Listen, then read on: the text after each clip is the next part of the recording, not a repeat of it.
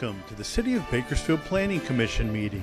This television broadcast is brought to you by the local cable companies, the County of Kern, and the City of Bakersfield. You can watch the rebroadcast of this meeting Saturday at 7 p.m. and Sunday at 10 a.m. You can download the agenda for this meeting at www.bakersfieldcity.us.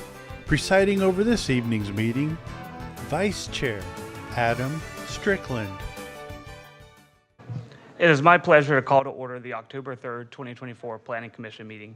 Madam Clerk, will you please call the roll? Chair Cater, Vice Chair Strickland, Here.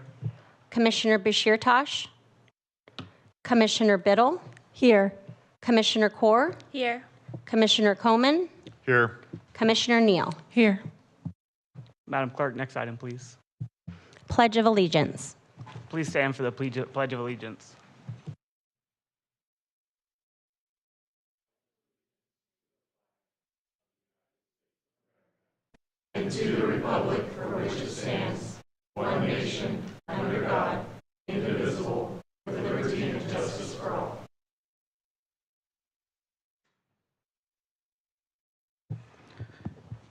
Thank you for attending tonight's Planning Commission meeting. This commission provides an opportunity for public participation in the development processes throughout the city of Bakersfield. The Planning Commission considers a wide variety of projects, including subdivision maps, zone changes, and general plan amendments, and more. When applications are received, the City Planning Division analyzes the requests. Planning staff will present the facts about the project along with their recommendations to the Planning Commission, who will approve the item or make recommendations as appropriate. Madam Clerk, next item, please. Public statements. Public statements are now received at different times depending on the item. I will call on Madam Clerk to call for a public statement at an appropriate time, so please listen carefully to the correct time to speak. Does anyone in the audience wish to address the commission regarding items not listed on tonight's agenda? If you are here for non-consent public hearing item 6A, now is not the time to speak. You will be given an opportunity to speak at a later time. Non-agenda item 3B, public statements. Does anyone in the audience wish to address the commission regarding items not listed on tonight's agenda? If so, please come forward and state your name. Vice Chair Strickland, I think you skipped on public statements for items on the agenda. So if there's anyone that wants to speak on items on the agenda, except for item 6A, you can come and speak now. I'm going to redo that then, if we can just back up. Sorry, first time. Agenda item 3A, public statements. Got it. Does anyone in the audience wish to address the commission regarding items listed on tonight's agenda? If you are here for non-consent public hearing item 6A, now is not the time to speak. You will be given an opportunity to speak at a later time. Non-agenda item 3B, public statements. Does anyone in the audience wish to address the commission regarding items not listed on tonight's agenda? If so, please come forward and state your name. Seeing none, Madam Clerk, next item, please. Agenda item 4, consent calendar items. All matters listed under the consent items do not require a public hearing and will be enacted by one motion. There will be no separate discussion of said items unless staff or a commissioner requests specific items to be discussed and or removed for separate action. May I get a motion approving consent items 4A? So moved. I'll second. All right.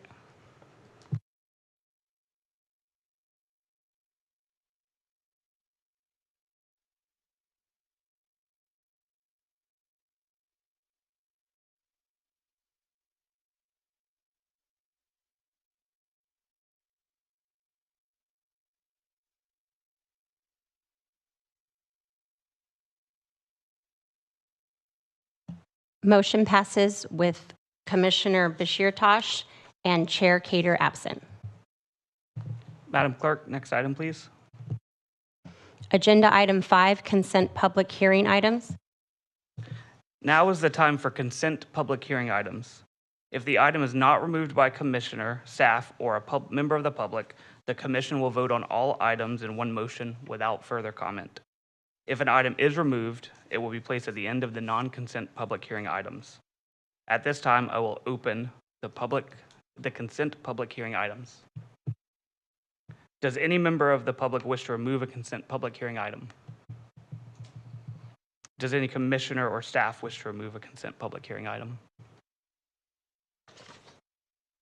At this time, the consent public hearing items not removed are now closed. May I get a motion to adopt staff's recommendation on the consent public hearing items not removed, incorporating all staff memoranda and revised staff recommendations? I'll make a motion to approve all items under 5A, B, C. Thank you, Commissioner Coman. Do I have a second? I'll second that. Thank you, Commissioner Core. Please cast your votes.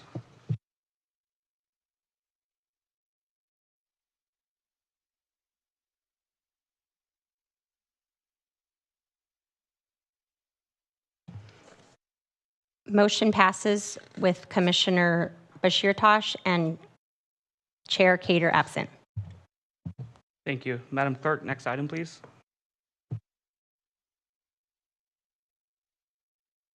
Agenda item 6, non-consent public hearing items. Now is the time for non-consent public hearing items. Before we begin, I would like to explain how the hearing will be conducted. Staff will first give a report, and then those in favor of the project will be allowed to speak. Those in opposition of the project will be able to speak after those in favor have spoken. Each side will be given 5 minutes to provide rebuttal comments. Individual speakers may ask questions during their statements, but questions will not be answered until the public hearing on that item is closed. Written comments may be given to the clerk, who will provide copies to the commission. Please be respectful of others participating in the hearing by not repeating the remarks of previous speakers and presenting new comments or thoughts in a clear and concise way. Mr. Johnson, will you please provide us with your staff report? Yes, thank you, Vice Chair Strickland. Commissioners, member of the audience, thank you for attending tonight's hearing. This is a request from Buena Vista Water Storage District for several actions, which I will talk about in more detail in my presentation, to facilitate construction of what's called the McAllister Ranch Groundwater Banking Project. Project site is located in southwest Bakersfield, as identified on this map.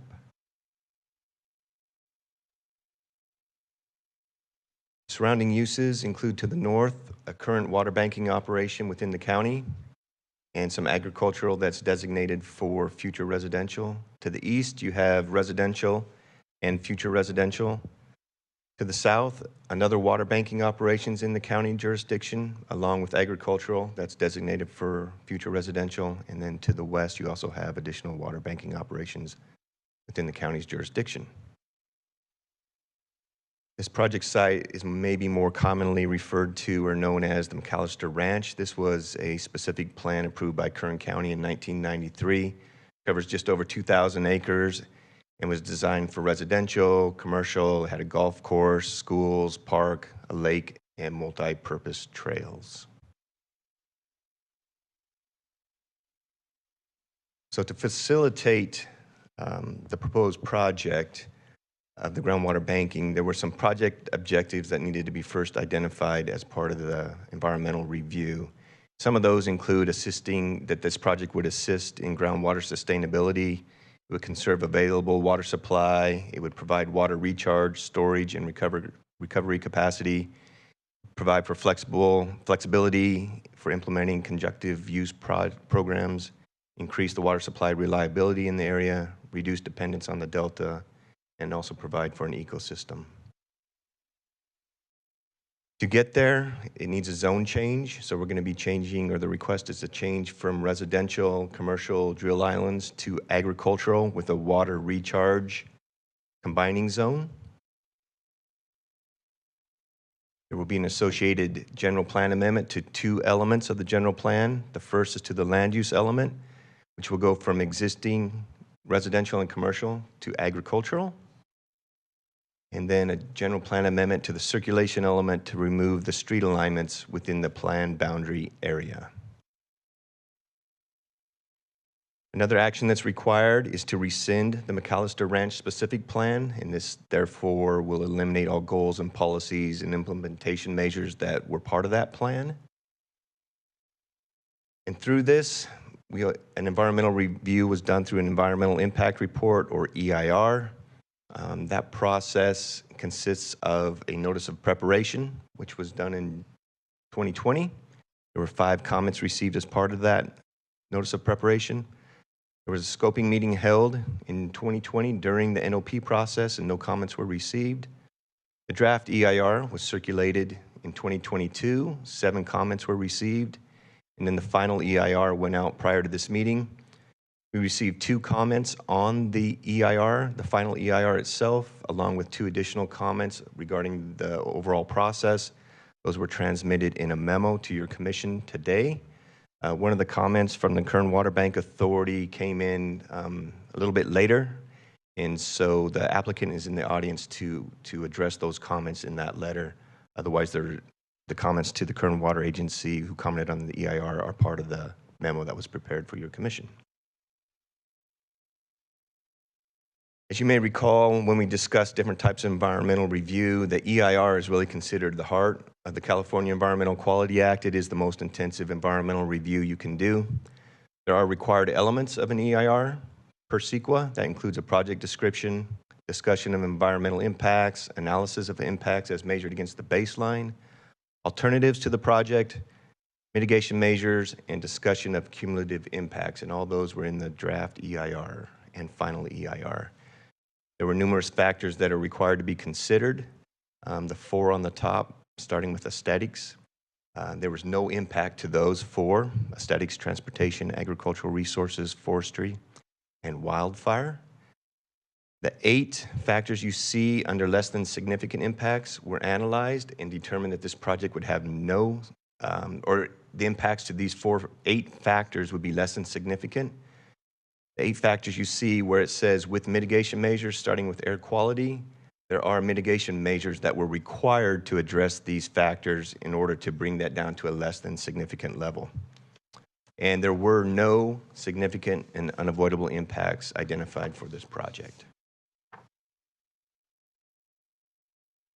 Part of the request that we are asking of your commission in certifying the EIR is that you adopt a mitigation monitoring and reporting program.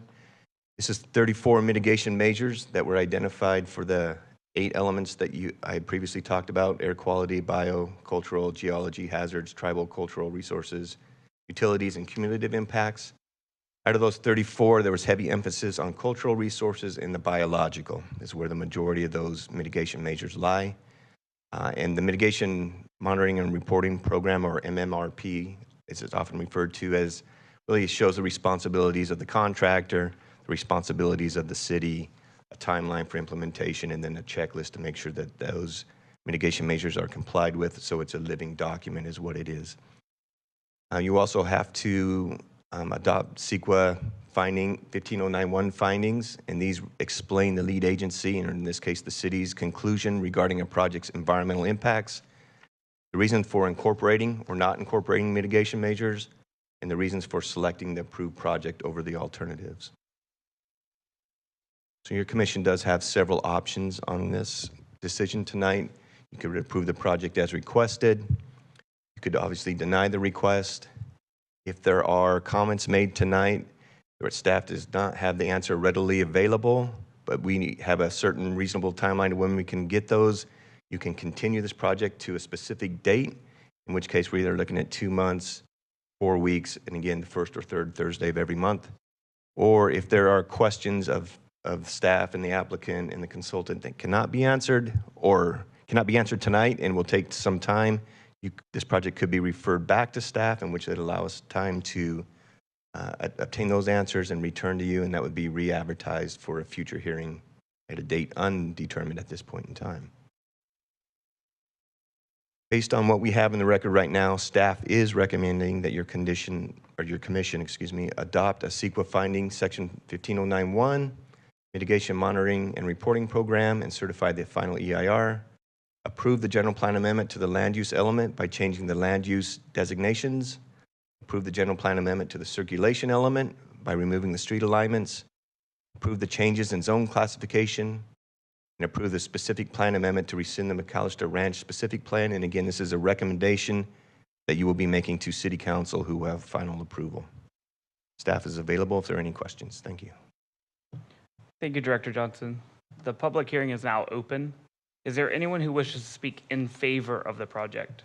Please step up to the microphone, identify yourself, and proceed.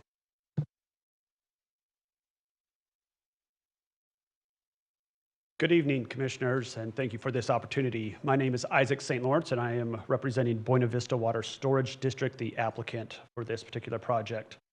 As the last few years have demonstrated to us, we have an urgent need for more water storage facilities throughout California, but especially in Kern County. Water supplies in the last couple of years and historically in Kern County vary. For example, in 2021-22, the Kern River produced about 200,000 acre feet. In 2023, that number was 2.3 million acre feet. That's how the Kern River works. That's how our water supplies work. We have wet years and, unfortunately, extended drought.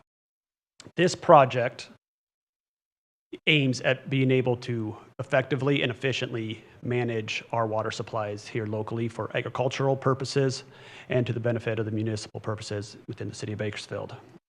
The Kern Fan area where this project site is located is uniquely situated.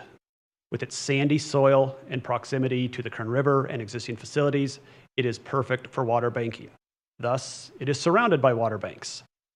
So, we have a unique opportunity to utilize this project site for a much needed purpose.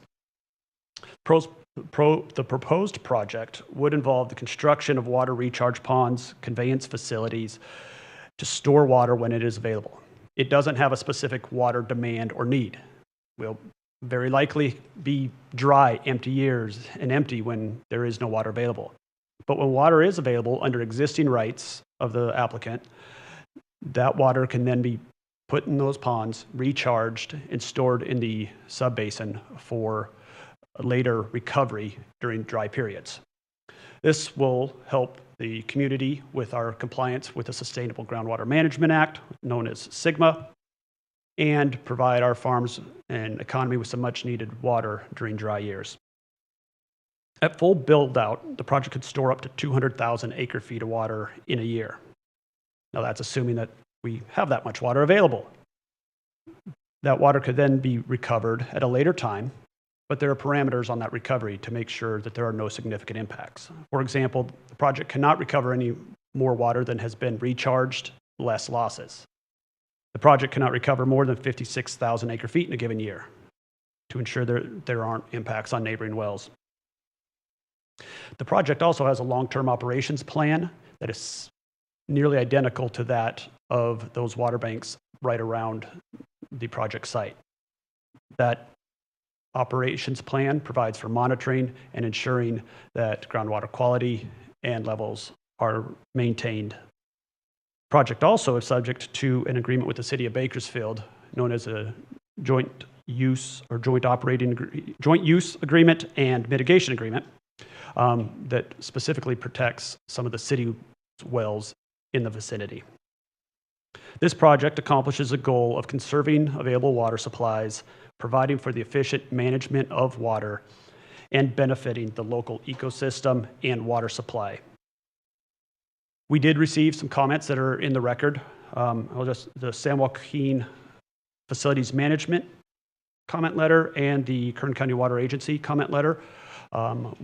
Buena Vista supplied a response in writing to both of those, which are also in the record, and we have been in contact and communications with both of those entities and have satisfied their concerns. It's our understanding that they support this project. Regarding the Kern Water Bank's comments, which came in this afternoon, these comments are really a repeat of what they submitted on the draft environmental impact report. We feel that those comments are fully responded to and addressed in the final impact report. Just a few examples of that. The Kern Water Bank Authority stated that or asked questions regarding the testing of water being put back in the aqueduct and whether it meets the standards. The Department of Water Resources controls what water can be put in that aqueduct. The EIR for this project specifically says that we will comply, we are required to comply with those standards. So yes, the water will be tested and be adequate quality to be put in the aqueduct if it is. If it doesn't meet that standard, it can't be placed into the aqueduct. The comment from the water bank also asked about a Palms-related facilities, Palms project-related facilities, and whether they'd be used to recover the project's water. The EIR specifically identifies the wells that would be used to recover water stored at McAllister. Those do not include the Palms recovery facilities. That's very clear in the figures and the language of the draft EIR. The water bank also stated that there was new information provided in the final environmental impact report. However, none of that is material. CEQA guidelines sections 15008 only requires recirculation of a EIR when the new information in question is significant. And it's not significant if it doesn't change in a way that it deprives the public of meaningful opportunity. Here, there was no information that was added to the final EIR that meets that criteria. The water bank also has concerns about the modeling assumptions that were used in the EIR. Those were developed by an expert in the field and tailored to the specific needs of the project and used historical data. Buena Vista is not required to use modeling assumptions that the Kern Water Bank Authority prefers. So again, we legally complied with the requirements of SGMA. And finally, there were some questions about the long-term operations plan and whether it is an element of the project. Again, if they're looking into response to comment F-67, it is clear that that long-term operations plan is an element of the project and must be entered into for operations of the project. So with that, I thank you for this opportunity. Ultimately, this is a project that helps the area comply with the Sustainable Groundwater Management Act. It promotes efficient storage and use of water and ultimately benefits the local agricultural and municipal communities. And would request that you approve this as requested in the staff report. And I'm available for any questions should you have any. Thank you, sir. Thank you. Is there anyone else in the public who would like to speak in favor of the project? Please step up to the microphone, identify yourself, and proceed. Seeing none, is there anyone who wishes to speak in opposition of the project? Please step to the microphone, identify yourself, and proceed. All right. Does any commissioner have questions for the public on this item? Remember, this is not the time to express any opinions on the matter. It is only the time to ask questions.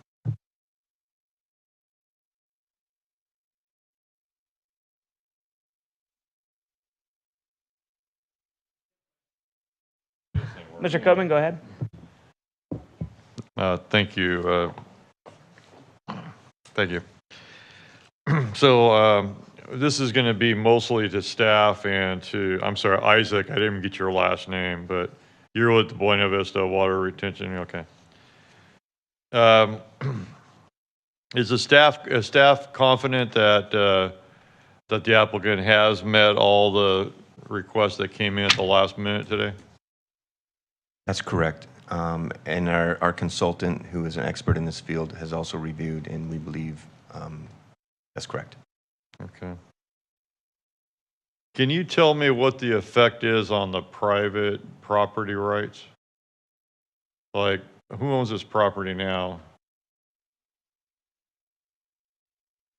I can answer that. Buena Vista Water Storage District owns this property. So you already own all this property? Correct. Okay.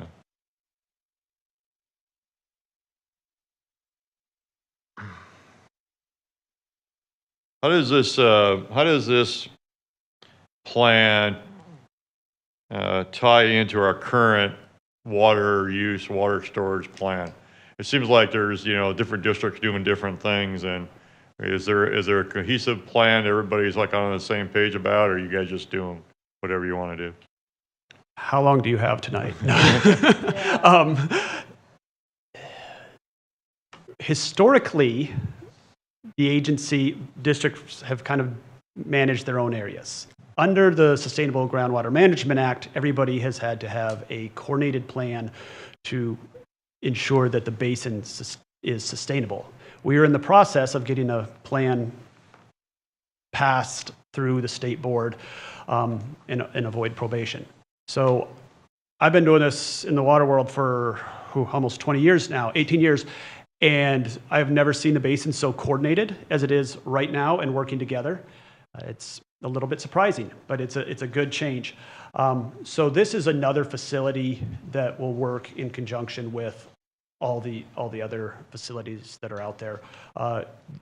Primarily utilized by Buena Vista, and Buena Vista has some other storage facilities that will no longer be available in the future. So this is kind of a replacement for that. Is there are you gonna do any grading or anything out here, or is this gonna be just a giant vacant lot whenever there's not water on it? There certainly will be grading, and that's all detailed in the EIR. There'll be levees that were built I didn't see any of that in one of the stuff I was looking at. I scrolled through pages. I didn't see a plan of any kind. Yes, but there are. That made no sense that's a to tough, me. but yeah, there's little ponds that are identified. Some of that. One of the unique aspects of this is the grading that was already done for the golf course that was out there. It was kind of inset, and really it avails itself to being a pond as is right now, but there would be additional levees that will be built to look like much of the other water banks that you see around the area. It's all that other curb and gutter and debris that's out there all going to be cleaned up, and so it's not going to be just like a. Oh, correct. Is it going to be fenced? Yes. Okay.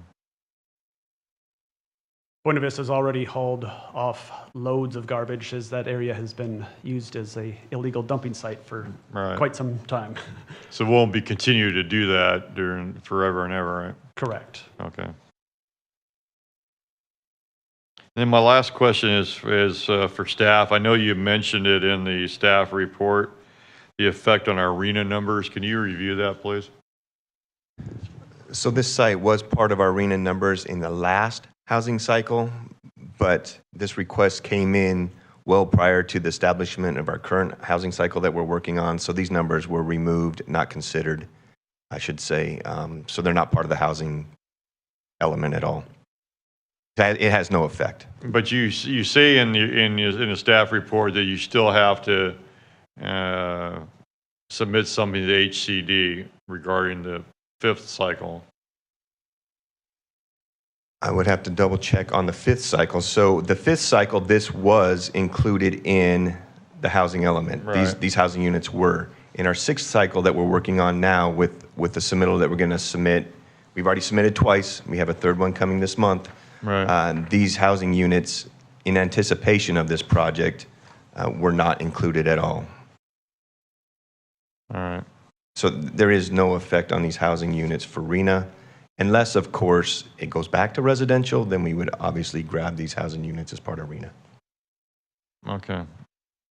I thought I read something about that. I'll take that you understand that. So if anybody understands that, I suppose you do. So I have no further questions. Thank you, Commissioner Coben. Commissioner Neal? Hi, good evening.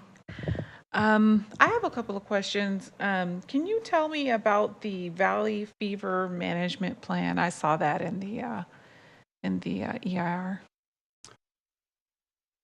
Yes, and Deb, I will refer to our expert who from Montrose, that she can answer that question for us.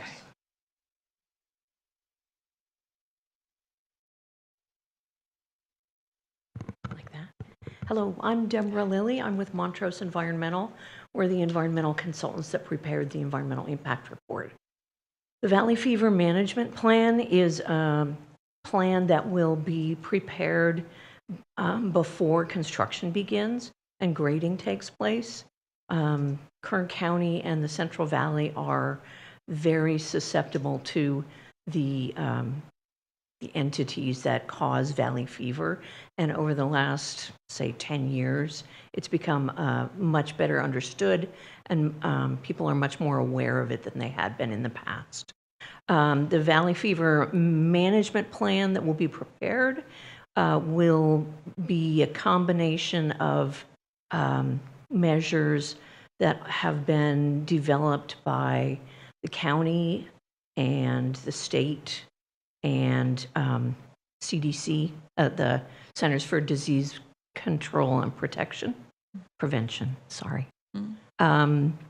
So basically, it will be a plan that informs the construction workers and the contractors how to reduce the risk of being exposed to valley fever, including masks, dust reduction, a bunch of other measures about wind and construction vehicles. Some of it is fairly standard dust reduction policies. There will also be some information provided in the plan about healthcare providers in the area who are familiar with valley fever, in case any of the employees or the contractors are affected. What about the adjacent properties?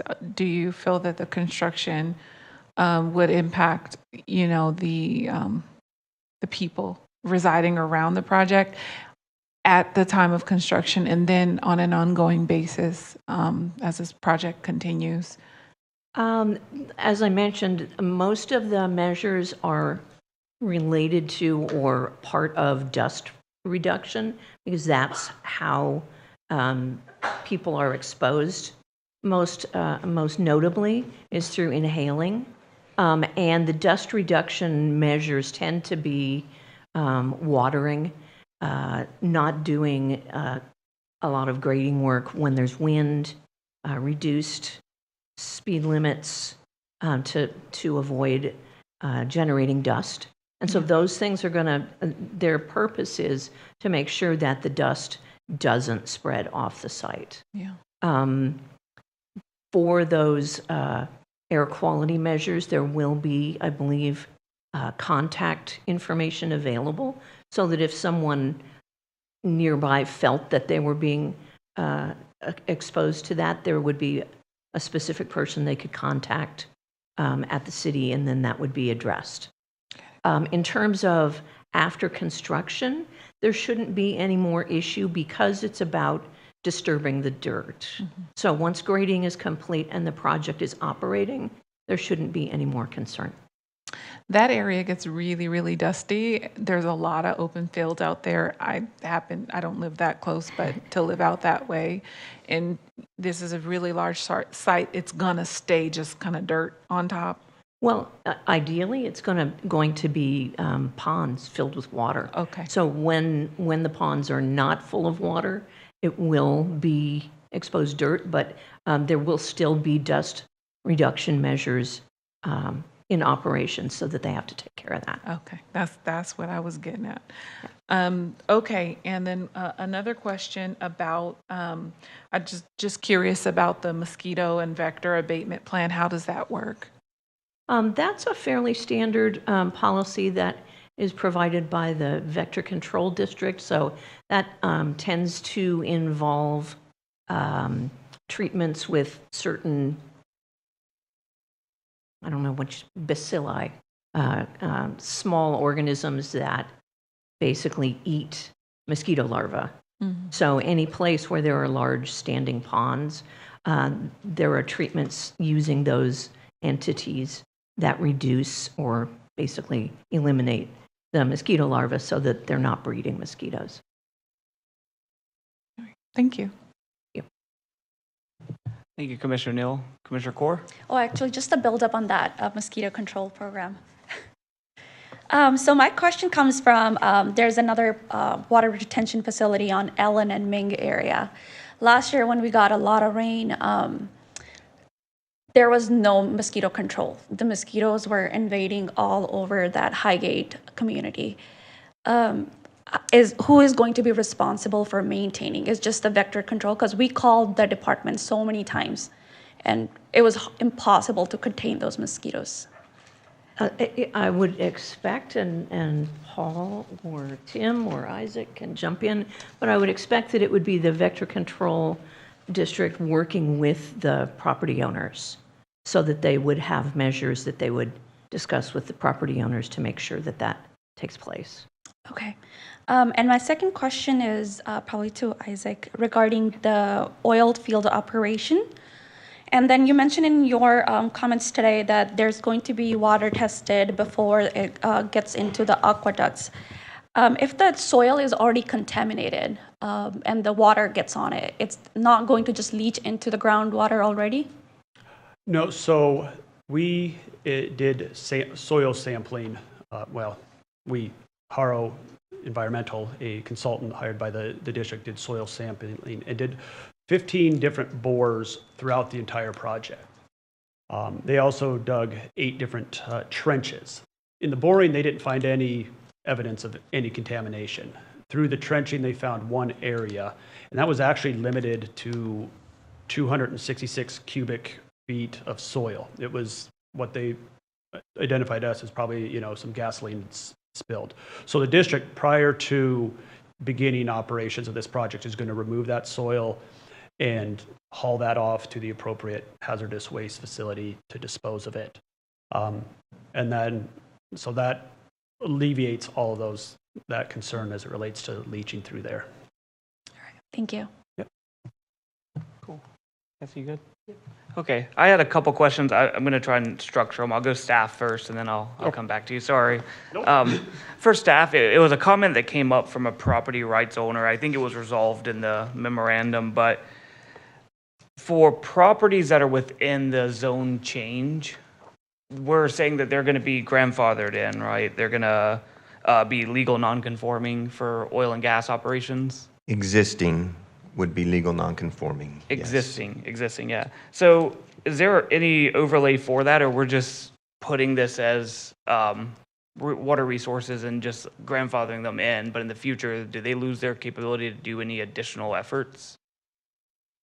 So the municipal code has a whole chapter on legal non-conforming uses and legal non-conforming structures. So in this case, oil being a little bit different, generally speaking, you can keep a legal non-conforming use going indefinitely, provided that there's no stop in operation for a year. After a year, you lose that legal non-conforming status. However, oil is a little bit different. Let's just say they want to stop drilling, then there's still efforts that they would need to go into plug and abandon the well. So it would go past a year to ensure that that well is properly done with. But they have 1 year to, as long as there's not a break of more than 1 year, they can keep that legal non-conforming status indefinitely. They can drill for oil indefinitely as long as they don't stop for a year per se. It's kind of a broad question, but are we sure that mineral rights holders in this zone are aware of that condition being applied? That if they, because it's not necessarily uncommon to idle or leave a well alone for a year, do nothing, and then come back, right? Are we aware that all property owners are aware of that and that they may not come back? Because there are a lot of inactive or idle wells on site. So you're talking the mineral rights owners, not the property owners? Both, I guess. I'll say property owners because that's probably easier to deal with. I will say that Buena Vista is the property owner of all of this entire site. So the property owner is aware. Now, a lot of times these oil wells are done on leases, and not all mineral rights owners are required to be informed of actions that are occurring on the property, in part because some of these mineral rights owners have been there for decades and decades. Sometimes there's hundreds of mineral rights owners. And so actually, if you notice on some of our subdivision map acts, there are provisions within the Muni Code that allows for certain provisions where mineral right owners do not need to be contacted, certain waivers and exemptions. So for this project, I would safely say that not all mineral rights owners were informed. I think it answers the question. Anything after that's probably a comment. Thank you. And then I think that would be it for staff. I have questions for the applicant, but can we go to you had the map with showing inactive wells in the presentation. Can we bring that back up? Or I think the site map that had the wells as well. Yes. So, thank you. So I guess the kind of continuing on the soil contamination discussion, looking at this map, we've got a couple of inactive wells that are going to be right in the location of ponds, right? It looks like, I'm assuming pond 1, 23, just to name a few, are going to be in that. There's no detailed drawing that shows kind of what the pond's going to look like, what kind of protection. Are those those inactive wells going to be submerged underwater at some point during banking? No. Part of the reason you don't have that detail at the ponds is you have to get out there and start digging to see where the sand takes you. But the EIR specifically states that levees will be constructed to preserve existing petroleum facilities. So those will be island out or peninsulaed out or avoided by the ponds. Okay, so on the detailed drawing for like pond 2, where if there are a couple of inactive, you're going to build levees around the wells all the way, so it's not a complete circular pond. There's a boxed off area that'll never get depth. Correct. That's the intention, yes. And the levee will be designed to what, the maximum height of storage plus? I believe, and Tim, you probably know this, I think we can't go over 6 foot, otherwise it becomes a dam, if I remember that correctly. It would look, the height of those existing there, they wouldn't really be dam, but be similar to the towers, like in the, there's already towers, ponds right near there. The big electric. You got to come up to the microphone. Sorry. Yep. Nope. Good questions. Yeah. I guess to get to the question call is the engineer because that's over my head. That's great. No, they would just be. They probably would be exact at a little above the existing ground now, 2 foot higher. So the water level will not be. Probably will be at ground level or even below existing ground level in most locations. Okay. So it won't be difficult to do, and if it is, that's just brought in more dirt. Okay. So there's plenty of. There's never going to be a condition where water levels crest the built levees. Okay. Thank you. Sir, can you state your name for the record, please? Sure. It's Tim Ashlock. I don't want to jump around, but kind of going around some comments we had. I had a couple of questions I wanted to get the overview of operation. I read through the documentation provided. I got a general overview. Could you provide just high level, when is the site going to be active storing water? How often will it have water? Because I think it was a little conflicting in the documentations provided. So could you just give like a high level operation? Yeah, it's estimated like twice in a 10-year period that we'd actually be recharging water, but it is all dependent on the hydrology and the water year. For example, in 2023, had this project been operational, we'd been recharging water. In 2024, most likely wouldn't have. There wasn't enough water available to recharge. So forecasting what it's going to look like is a little bit different because it really is just weather dependent.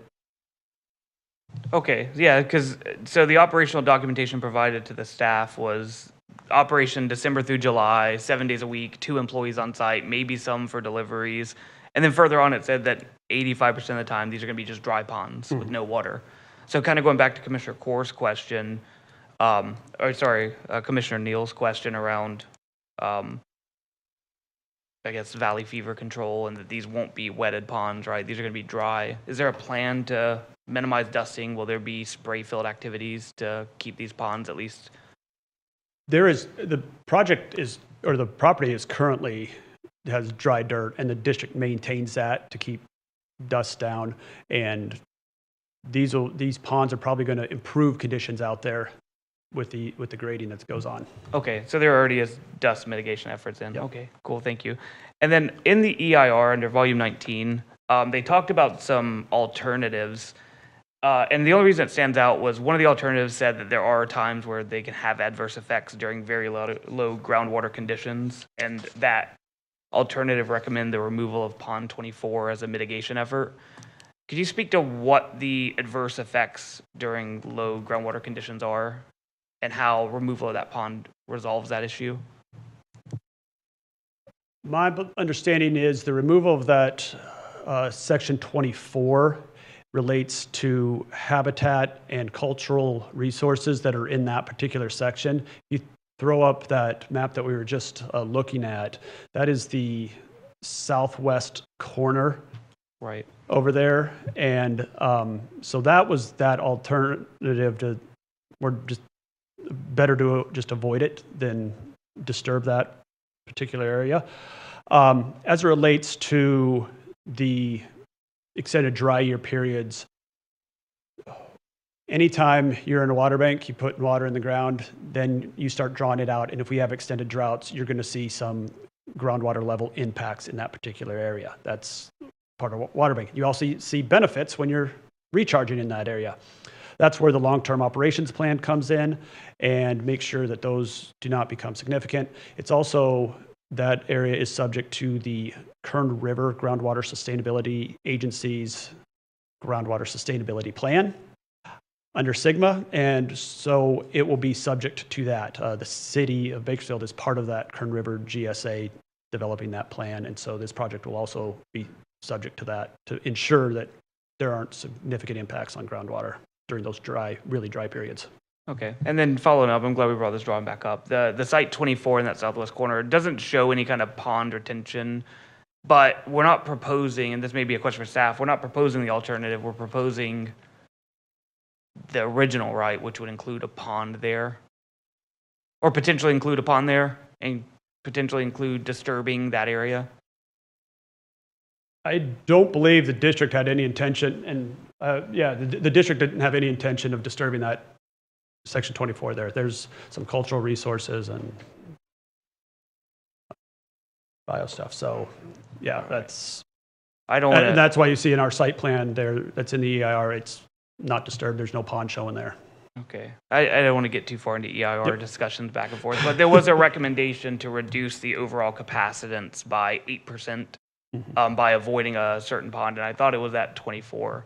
So yes, the specific reason was because it could have adverse effects during very low groundwater. So asked and answered, I guess. Good enough. And then the only other question I had to finalize was, my understanding is the flow, this doesn't increase the flow from the Kern River to the facility, right? You're using existing water rights. This doesn't increase water rights.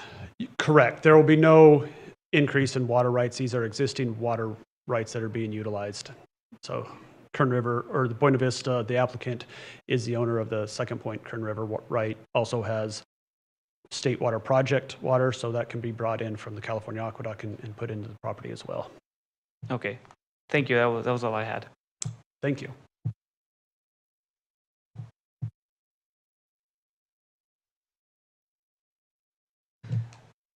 I will now close the public hearing on this item and return it to the commission for comment and action.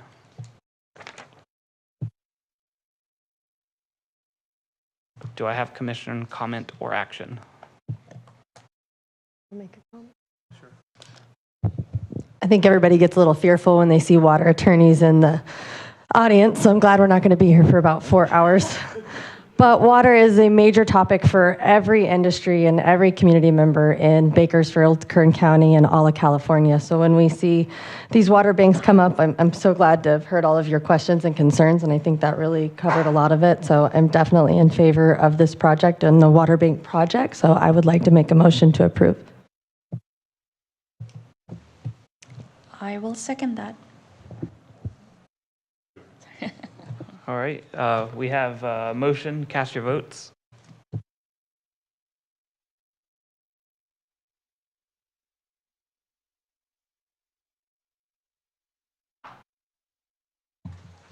Motion passes with Commissioner Bashir Tosh and Chair Cater absent. Thank you. Madam Clerk, next item, please.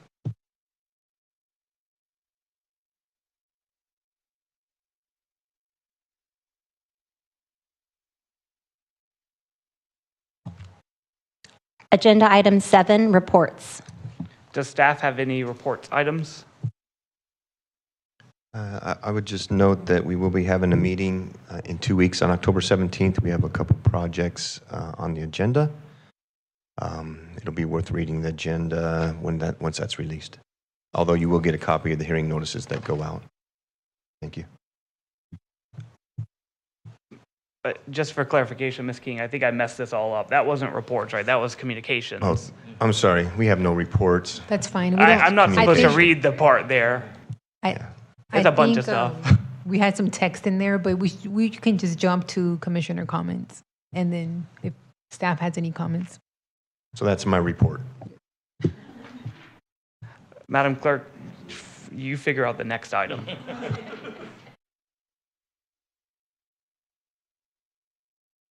We're going to skip to item 10.